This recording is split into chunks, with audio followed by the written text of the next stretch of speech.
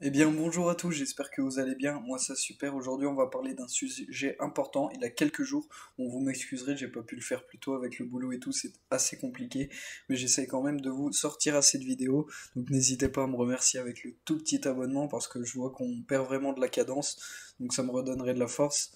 Et un petit like et un petit commentaire si vous voulez. Bref, commençons dans le sujet de la vidéo. Donc, le gouvernement cubain a déclaré qu'il s'apprête à reconnaître et légaliser les crypto-monnaies dans le pays.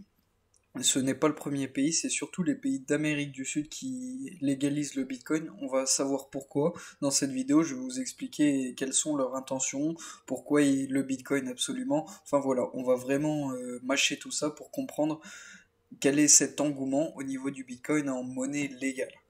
Alors déjà la popularité du Bitcoin a accru à Cuba, c'est vraiment une monnaie courante. Donc c'est pour ça que la décision va être prise. Il y a d'autres décisions, mais Cuba a des restrictions sur les envois de fonds des États-Unis. Depuis quelques années déjà, les États-Unis ont une politique assez restrictive contre l'Amérique du Sud, étant donné que le mur a été construit. L'économie, ils aiment pas trop que les fonds soient échangés entre l'Amérique du Sud et l'Amérique du Nord, enfin, que les... Ils voient l'Amérique du Sud en fait comme un problème depuis quelques années, surtout sous le gouvernement de Donald Trump, ça s'est gravement aggravé, parce que Barack Obama, lui, voulait plus, voulait s'entendre en fait avec l'Amérique du Sud, alors que ce n'était pas du tout le cas de Donald Trump, ce qui a vraiment créé un conflit entre les deux, Amérique du Nord et Amérique du Sud.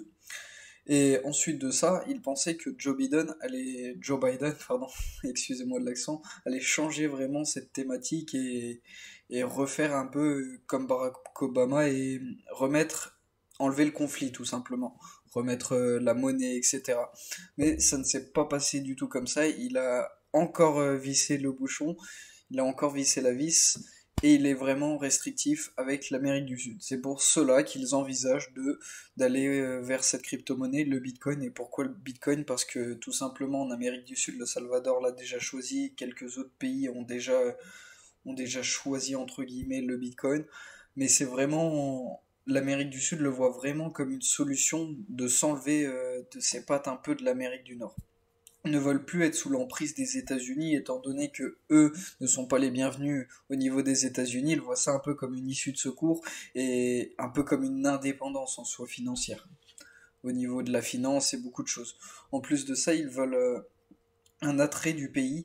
Par exemple, s'ils sont au Bitcoin, ils veulent que les étrangers environnants puissent mettre des fonds dans leur pays, que le pays soit beaucoup plus attractif au niveau monétaire et que les pays à côté, les pays voisins, puissent mettre des sous chez eux vu qu'ils sont sous le système du Bitcoin bientôt.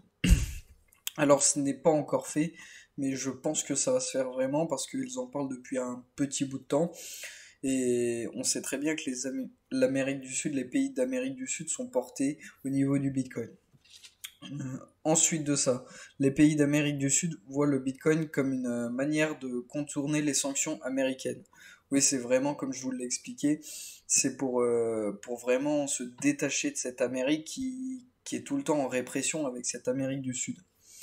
Les banques centrales de Cuba qui pourraient autoriser l'utilisation des cryptos, bien évidemment, ça serait réglementé. Comme toute crypto-monnaie, ça fait un peu peur au niveau économique. Donc il y aura une réglementation en vigueur. On se doute bien que ça ne sera pas ça ne sera pas full service. Il y aura vraiment une réglementation. Après, je ne sais pas s'ils vont vraiment, comment dire, faire sans impôt comme le Salvador. Ça, c'est à voir. Mais c'est vrai que s'ils font sans impôt en plus de ça, je ne pense pas vu qu'ils parlent de réglementation. Mais c'est vraiment attractif. Au niveau des impôts, tout ça, ça force les gens qui ont vraiment des fonds à investir dans le pays et c'est vraiment bénéfique pour le pays. Elles sont déjà utilisées par certains Cubains via des cartes cadeaux pour achat en ligne. Alors oui, c'est beaucoup utilisé, comme je vous ai dit à Cuba, il y a vraiment une popularité autour de ce Bitcoin et l'utiliser en carte cadeau, ils achètent sur Internet tout simplement, ils font leur achat sur Internet avec du Bitcoin.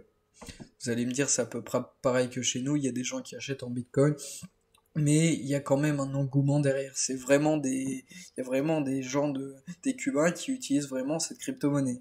C'est pour ça aussi que c'est envisagé. Cuba cesse d'accepter les dépôts bancaires en espèces en dollars. Alors vous voyez vraiment comment sont les tensions entre l'Amérique, les États-Unis et cette Amérique du Sud, du coup Cuba.